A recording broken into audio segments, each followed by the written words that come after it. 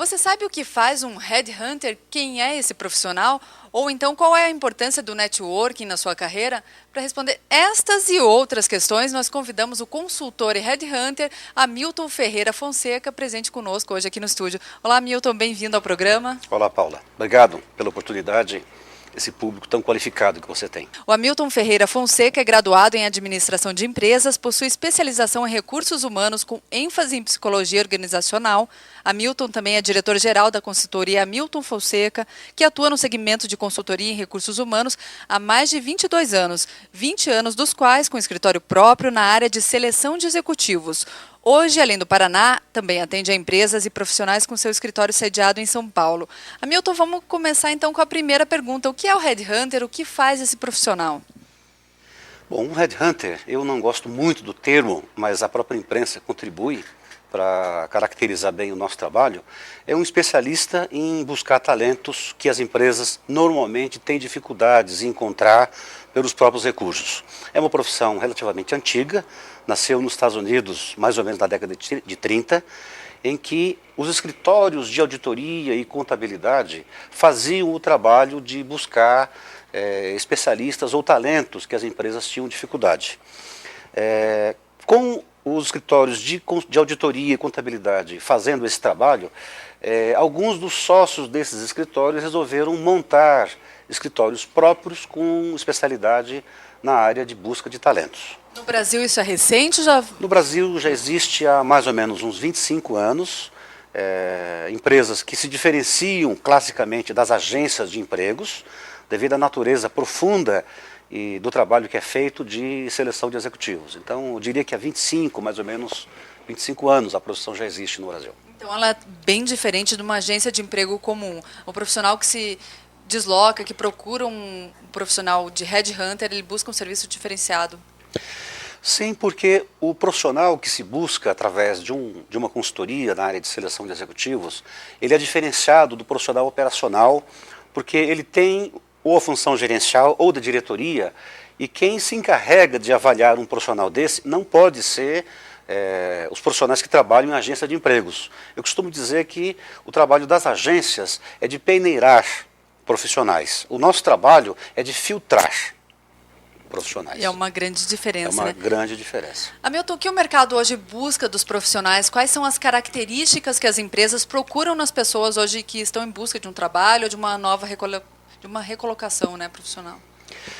Resumindo numa palavra, Paula, as empresas buscam atitudes, habilidades técnicas, conhecimentos técnicos, domínios de idioma, conhecimentos de informática, são conhecimentos fáceis de serem adquiridos. Agora, atitudes empreendedoras, atitudes de iniciativa, de perseverança, determinação, são características que as pessoas têm que desenvolver mais, principalmente o gestor.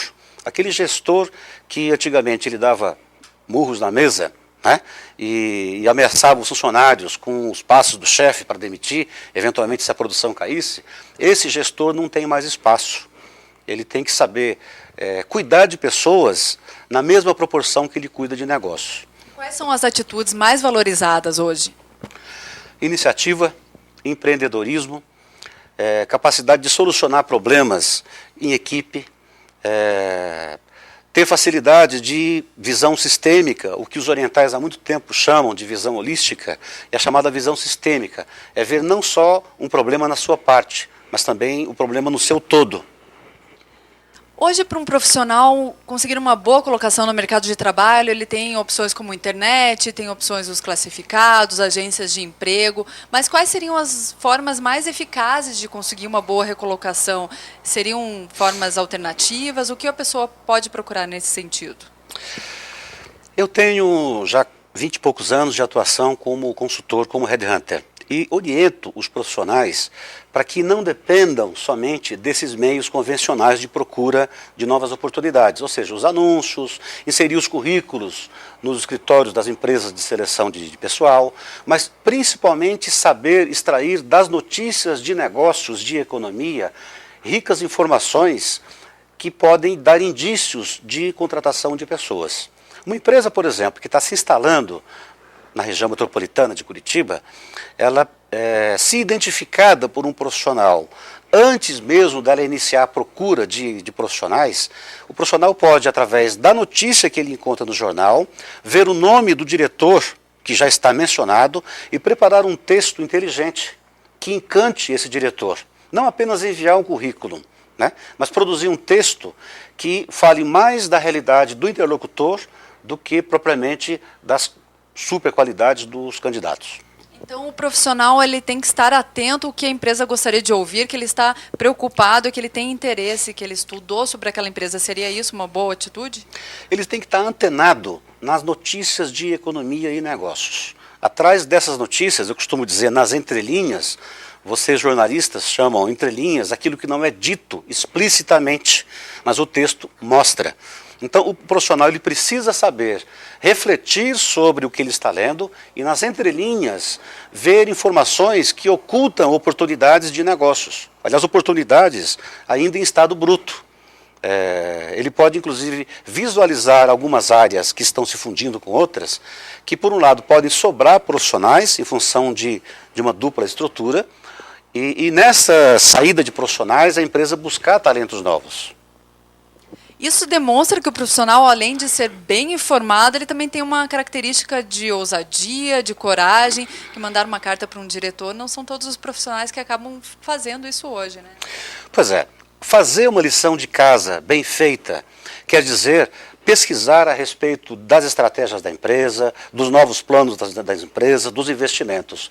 E saber identificar, nem sempre o profissional de recursos humanos, mas muitas vezes o seu futuro chefe. Né? Lendo uma notícia de negócios de uma empresa, você pode identificar no nome de um vice-presidente, por exemplo, que está sendo mencionado, uma forma de conversar com ele, não falando inicialmente de você, mas falando de estratégias e de mudanças que estão ocorrendo no segmento da empresa que ele atua. E como as empresas recebem essas iniciativas, agrada muito as organizações, as pessoas que as procuram antes mesmo de estar com o banco de vagas abertos, com as etapas de seleções abertas? Essa iniciativa, Paula, ela é muito recente. Eu diria que boa parte dos profissionais ainda não se deu conta que eles mesmos podem ser os administradores da carreira dele. Aliás, essa necessidade que hoje existe dos profissionais saberem tomar conta da carreira é algo primordial, porque a atual política de RH das empresas valoriza quem sabe cuidar da sua própria carreira. Quando o profissional sabe cuidar da sua carreira, ele sabe cuidar dos seus funcionários e da sua equipe. Quero saber mais sobre talento, sobre esse RH, a nova postura do RH das empresas, mas daqui a pouquinho. Agora nós vamos fazer um breve intervalo. Você que está nos assistindo, não saia daí, um minutinho só. Voltamos já.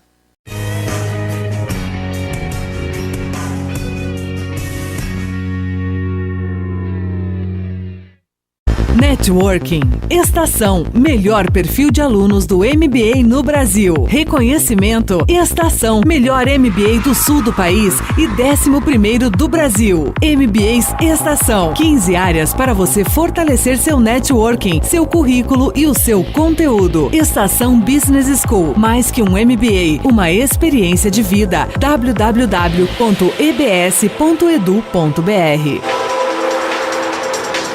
Liderança não é uma coisa que se herda, mas se conquista.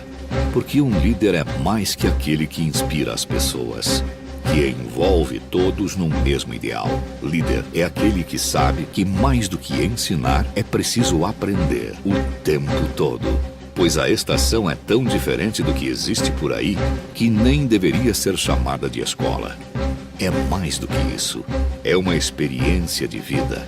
Aqui você não tem professores, mas facilitadores, sempre prontos a estimular o debate, a descoberta e o networking, que não é somente a troca de cartões, mas a troca de ideias.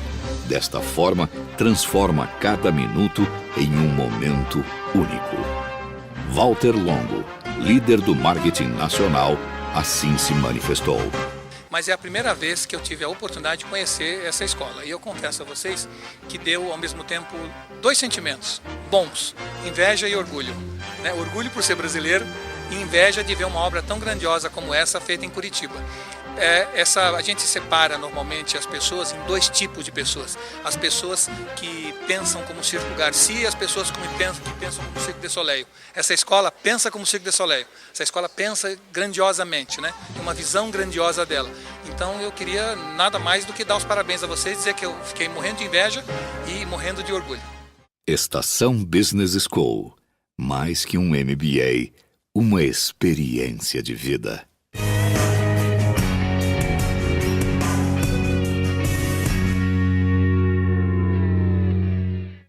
Eu estou de volta conversando sobre carreira com o consultor Headhunter Hamilton Ferreira Fonseca. Hamilton, nós já falamos sobre o RH das empresas. Eu gostaria de saber se as empresas possuem hoje uma política de reter talentos. Como isso funciona dentro de uma organização? É importante para a empresa preservar os talentos dentro da empresa? Por toda a tua pergunta, Paula. As empresas investem milhares em recrutamento e seleção e ainda em treinamento e desenvolvimento gerencial. Mas muitas empresas não se dão conta da importância de ter políticas de retenção de talentos. Por quê? É mais difícil, eu diria, manter os profissionais nas empresas do que buscá-los a peso de ouro, muitas vezes, no mercado. Por que isso acontece? As empresas, elas não se dão conta ainda do patrimônio que elas têm, que é a sua gente.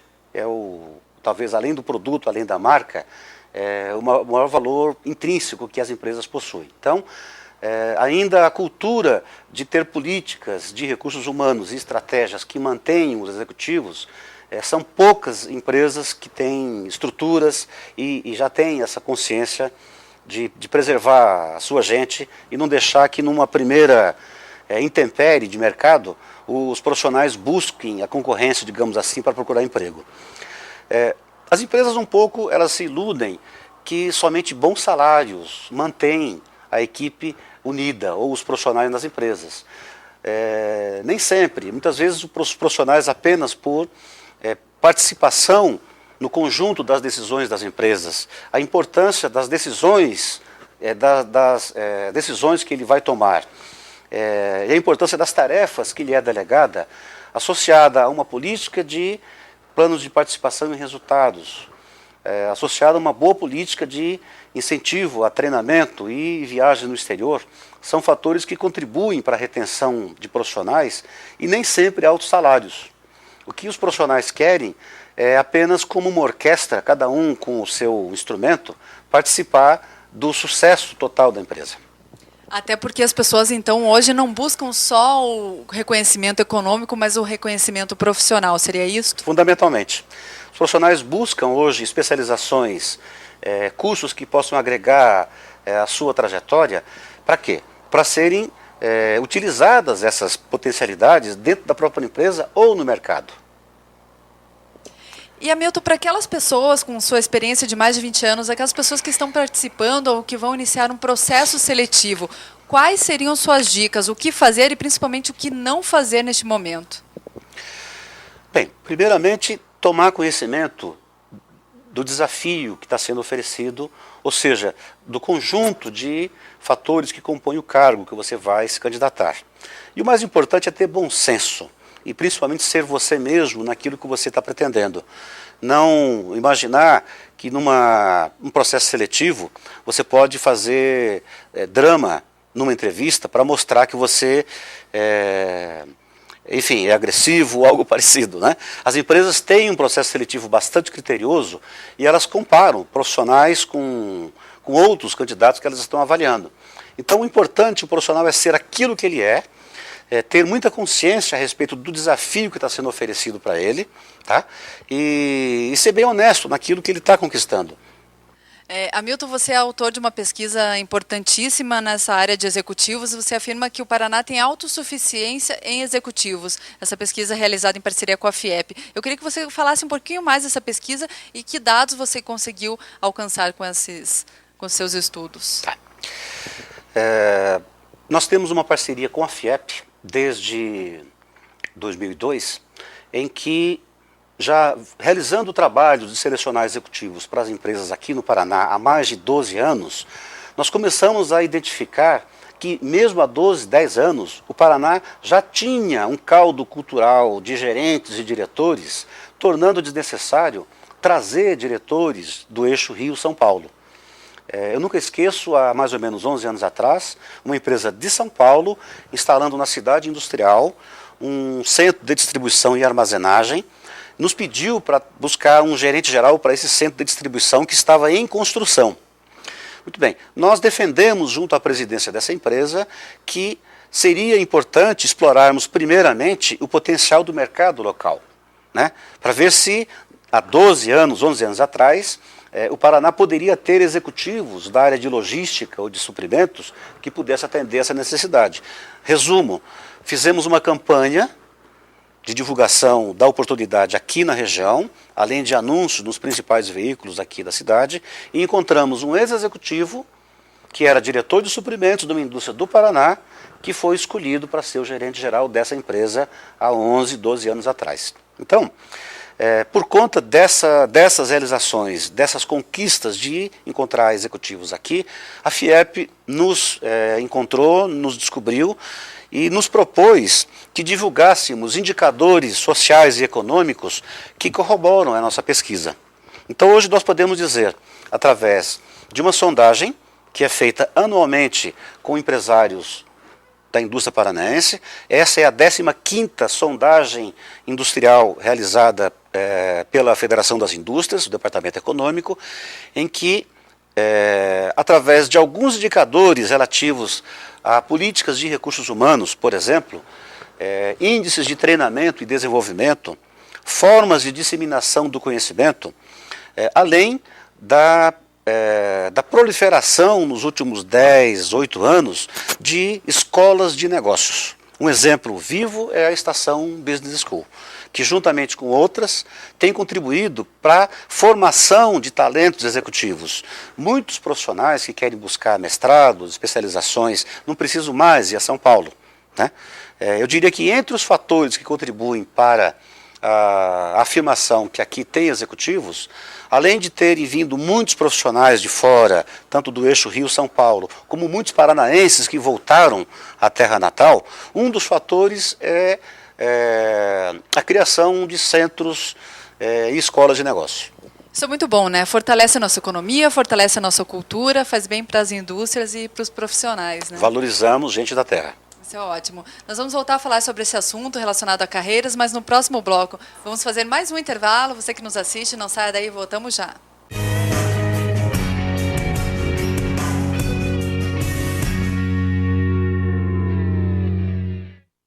Networking. Estação. Melhor perfil de alunos do MBA no Brasil. Reconhecimento. Estação. Melhor MBA do sul do país e 11º do Brasil. MBAs Estação. 15 áreas para você fortalecer seu networking, seu currículo e o seu conteúdo. Estação Business School. Mais que um MBA, uma experiência de vida. www.ebs.edu.br.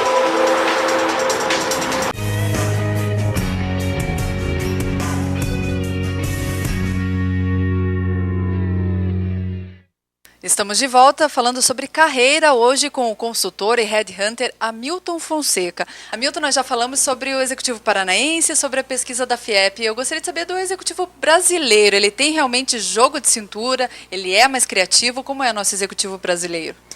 Também muito boa pergunta, Paulo. Nós temos uma pesquisa que foi realizada há mais ou menos uns 5 anos atrás, com aproximadamente 300 executivos, sendo dos quais 190 brasileiros e os demais estrangeiros. Nessa pesquisa, nós aferimos de forma qualitativa e não quantitativa que os profissionais brasileiros, por terem sido treinados e vivenciaram durante muitos anos, vivendo períodos de turbulências na nossa alta de inflação, pacotes econômicos inflacionários, por conta dessas intempéries todas que os executivos brasileiros vivenciaram, eles adquiriram uma capacidade de assimilação rápida de novos sistemas de gestão. Então podemos dizer que o executivo, aliado ao jeito espontâneo e bem-humorado dele, ele tem flexibilidade e criatividade para assimilar rapidamente novos modelos de gestão. Um exemplo é o nosso sistema bancário brasileiro, que é elogiado no mundo inteiro, que tem a capacidade, nas épocas de pacotes econômicos, de criar a adaptação de todo o sistema bancário brasileiro num final de semana. É muito rápido. É muito rápido. Então, nessa pesquisa que nós fizemos, reunindo mais ou menos 300 executivos, nós identificamos 3 tipos de perfis de profissionais, que diante de situações de intempéries, eles reagem de 3 maneiras distintas. Um grupo de executivos é mais acomodado e tende a esperar resultados ou tende a esperar iniciativa da chefia ou da matriz, quando, enfim, a empresa é estrangeira. Um perfil B de executivos mais atirados, porém que demandam um monitoramento ainda muito forte. E o perfil 3, que foi identificado, que é o executivo mais proativo. Mesmo diante de oportunidades, ele sabe que riscos faz parte da tomada de decisão nos negócios. Então, essa pesquisa também está à disposição no nosso site. Executivo brasileiro é um dos mais flexíveis do mundo. Que ótimo. Hamilton, outro fator muito importante, quem está buscando uma nova oportunidade de trabalho, muitas pessoas conhecem, é o famoso QI, o quem indica. Isso ainda é muito comum, é utilizado? Como é visto o QI hoje por dentro das organizações, nos departamentos de RH das organizações? Tá. Veja só, Paula, a gente precisa esquadrinhar um pouco o que o QI representava. QI é a sigla que mede o quociente de inteligência das pessoas. Terminou cunhando essa sigla como aquele que indica. E realmente nós temos em nossos muitos hábitos alguns costumes que parecem do Brasil Império, né?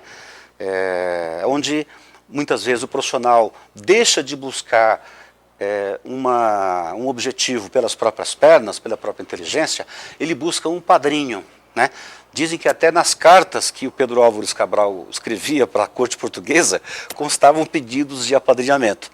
Mas é algo que, dependendo da cultura do país, ou, enfim, do local, isso é bem aceito. Em algumas regiões, a gente vê que um profissional, quando ele é indicado por um padrinho, é porque ele tem a reputação e a origem de família e merece o peso daquele apadrinhamento.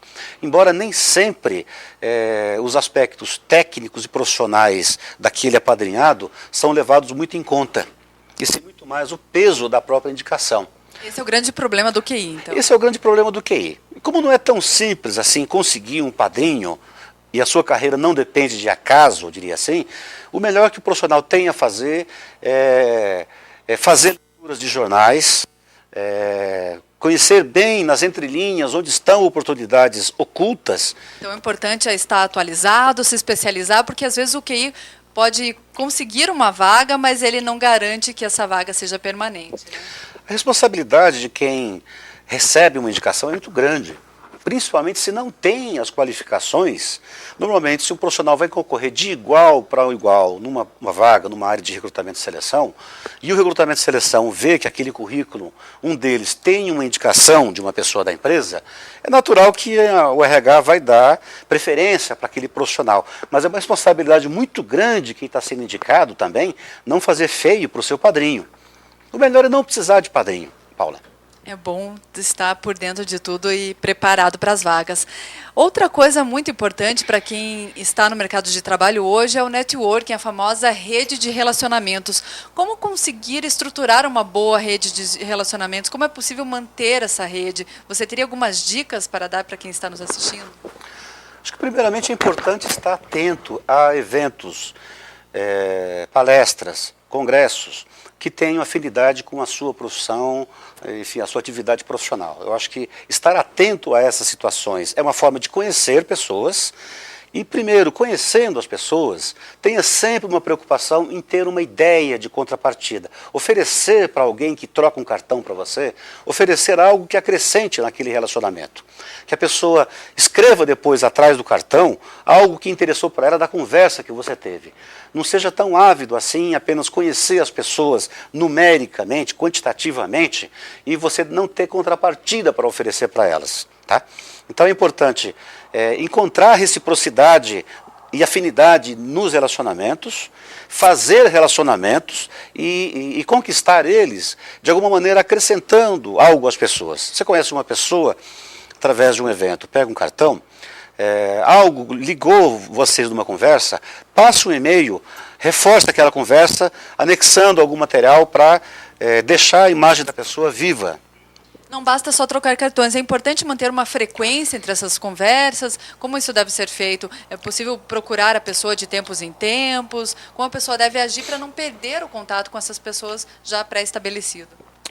O fato de não haver uma relação presencial depois do contato tido da troca do cartão, não quer dizer que aquilo deve ficar distante. Eu acho que a vida virtual hoje é uma coisa tão real, né, na nossa sociedade, que os assuntos são tão variados, que é difícil quando você conhece uma pessoa, principalmente que ela tem um poder de formação de opinião e um poder de te indicar para outras pessoas, você tem a obrigação de estar fazendo uma manutenção constante desses contatos e, de alguma maneira, sabendo o que essa pessoa gosta de ler, o que ela gosta de ouvir.